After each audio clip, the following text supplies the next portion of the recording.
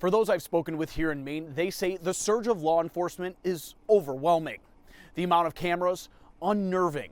But the most unsettling part is the unknown about Robert Card's whereabouts. Another day turns to night as the search for Robert Card surpasses 48 hours. Military vehicles leaving the Lisbon boat launch as crews continued canvassing the area. Police taking to the water, train tracks, and heavily wooded outskirts of Lisbon as any and all leads into the whereabouts of Robert Card are explored.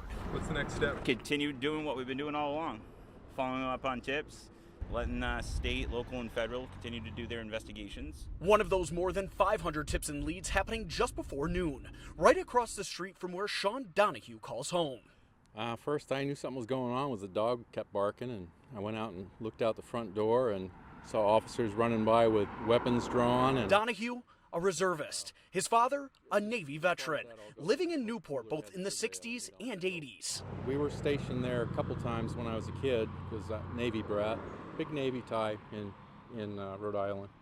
I have fond memories of it. Donahue says as he's trying to navigate and grasp the magnitude of what's going on, he's just praying for some sort of resolution, telling 12 News people here are concerned and scared. If he's still out there, I hope he turns himself in soon, because this has to end. So, people are getting wound up and things can get out of control. And so if he's out there, he's got to turn himself in. And for those I've spoken with today, they tell me the way that this community has and will come together in the coming days and weeks is just like a motto here in Maine. It's the way it should be.